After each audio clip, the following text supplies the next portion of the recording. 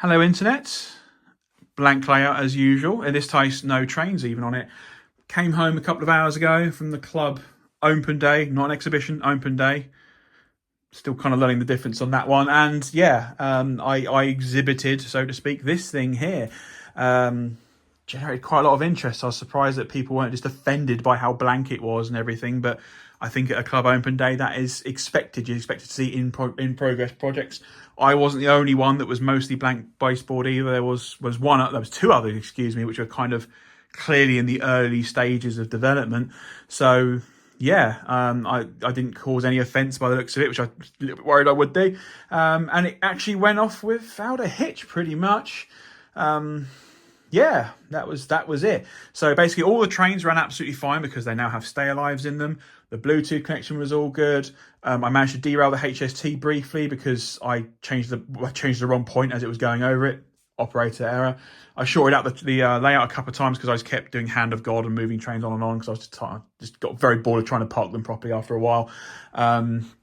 Again, operator error, and there was a little bit of, I think there's a little bit of rough track, probably need a bit of a clean just over here. Every now and then the HST would just cut out briefly and just carry on. So it's probably a bit further back. But there's some sort of rough track over there, which just probably needs a clean.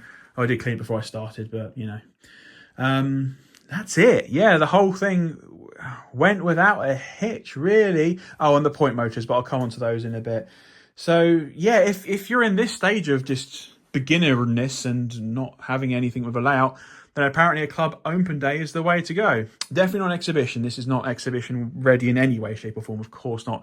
No one's going to pay 20 quid and see this kind of layout. They're going to be pretty offended if they do. We had a bunch of these kind of things just kicking around the middle of it. So that added some interest as well. We handed, you can tell that the club members have been giving me the stuff that they've been getting free in their magazines and stuff. I handed a few out where I had duplicates and stuff I just didn't really care about. So a couple of people got some freebies from us.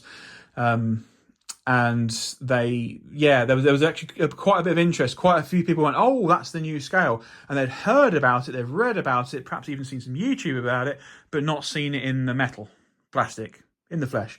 They've not seen it close up. So that generated some interest. And actually, I'm trying to think now, there was at least two, possibly a third one. I spoke to so many people. I think there was at least two which already had some TT stuff. One of them was a guy who was making like a layout to go in like his porch or something. Yeah, I can't quite remember. Yeah, he was doing like an end-to-end layout, and he said, "I've got the Scotsman train set, but I've not really set it up yet." That was interesting. I think he might join our club or at least pop down. That'd be nice to get some new members as well. It's always a welcome thing, isn't it? And another one was actually the mother of this child who's just like, oh, wow, look, we've got that, haven't we? And they've been doing it for like 10 months. And she was really switched on and clued up to it. I was genuinely quite impressed because, some parents are like, just like, oh, yeah, okay, Johnny, just go do whatever and leave me to watch my soaps. But no, she knew the brand, she knew the technicals. It was impressive. And so did the dad as well. They all knew what was going on, which was really nice to see. So yeah, that was kind of cool. So there was a few, and there's a few people that definitely knew what TT was. There was a little bit of interest with it. One of them even came over he was sent to me from another layout, and they were sort of speaking about it and said, well, go look at the TT layout because actually he models in N, and he has said it's getting a bit much for me now. I don't want 00 yet, but I don't want N either. So he said, actually, I might check this. I might just see if this is a good thing for me. So that was really nice to sort of help educate people a little bit actually on our weird and wonderful scale. So yeah, that was kind of an interesting thing. See, the only issues I had was just operator error when I just kept shorting out the things, like just picking things up or whatever. The other issue I had was with midpoints. So to demonstrate, as it happens right now, I've disconnected this one, but this point here and this point motor here, they are on the same output of the HM6010, which is on the other side of this bit of the baseboard. Same story with this. That one there is also wired into that one there. And what very often happened is you tell it to say flip, because obviously I only ever want two configurations, either as it is now, where they're both going straight, or I want That's the only two configurations I want. But sometimes when I flipped them, I got that configuration where one of them was straight and one of them wasn't. Obviously, you're going to cause a derailment there, aren't you? Or indeed, sometimes you press it and look, nothing happened at all. It clicks and it tries to do it, but it won't do it. And I think the problem, I think I've nailed down, it's really annoyed me that this is the problem, but I think I've narrowed it down now. Basically, because this and this are both on the same output of the HM6010, I think I'm asking too much of it. Okay, that's a learning curve. That's just how it is. So the only one that's not like it is this one here, which goes up to here. And that one, when you flip it, it sounds silly. It sounds louder. It sounds solid.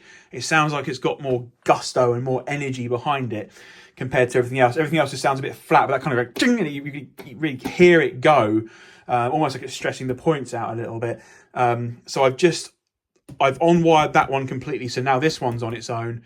I've just tested it before I filmed, and actually this made a similar noise to that one, the loud, real solid noise, and it just, and that's it, stayed there, didn't move.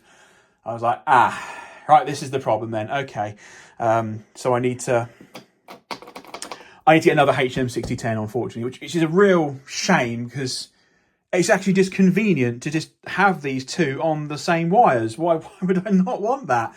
I did ask around. No one seems to think there's any kind of booster. That would be the ideal thing, if I could have some booster coming out the output just to kind of like take the signal from the HM6010 and go, yes, okay, I'll give you an extra amp or two on that one and just shove it through the wire. I can't see anything like that, and I'm just, you're getting into a world of kludges and fixes on top of fixes, aren't you? So I probably shouldn't do that. So I'm going to probably just nip out tomorrow, grab myself another HM6010, pop it onto there, and then just call it done. A shame, definitely a shame, but that's just how it is. So instead of having 4 switches in my app, which is what I've got currently, I'm going to have 8 switches in my app, 1 for each point motor. So there's 3 over there, 4, 5, 6, 7. So is that right? 1, 2, 3, 4, 5, 6, 7. So I have 1 left over. I wonder if I could use that for lights or something. That would be interesting, wouldn't it? Oh well, we'll figure that out.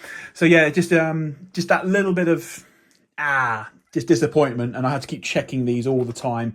And it's just a bit embarrassing as well, because obviously you're showing off like the technology on your phone. Look, I can do all this on the Bluetooth, but these point motors don't work properly. It's just that, just doesn't quite look great, does it? But I mean, other than that, yeah, it worked fine. Someone else who had their N-scale layout, he had major problems, and he's an expert in this hobby. At least that's how I see him as.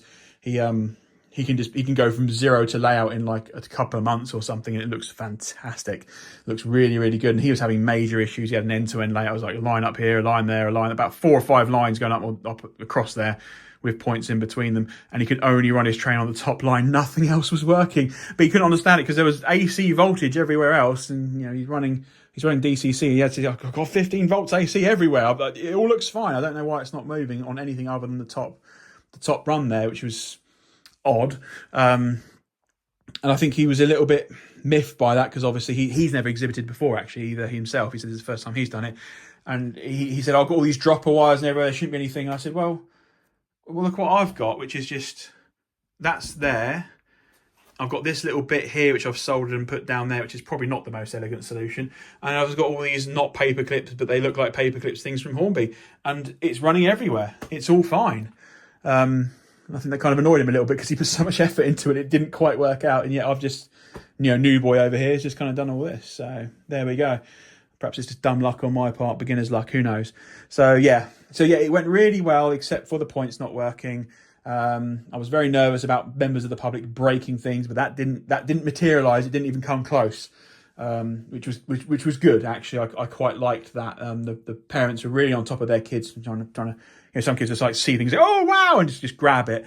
But like within half a second of the arm going out, it's like, no, don't touch it. That will break things and I'll upset the man, which is right. So that was good to see parents really on it with that. And I've been told perhaps just get some acrylic or something to just to kind of block it off a little bit.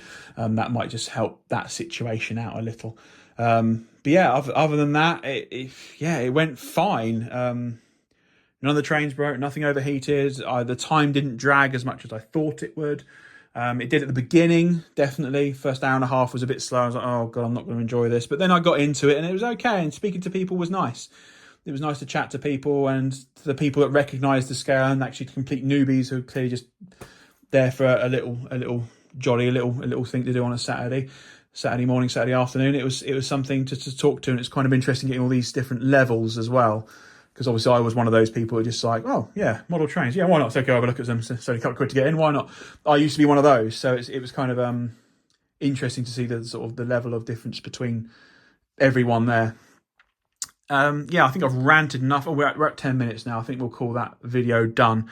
Thank you for watching if you got this far, and yeah, I need to go shopping tomorrow, get another little thing and do some wiring. But other than that, this thing is now ready for some decoration, to which I have loads of polystyrene, which I need to start cutting up and making a tunnel. So we'll see how that goes, because I gave up on the other material I had because that was just impossible to work with and it isn't working out. So yeah, we'll go with that instead. Yeah, have a good one, everyone. Thanks for watching, and I'll see you in the next video.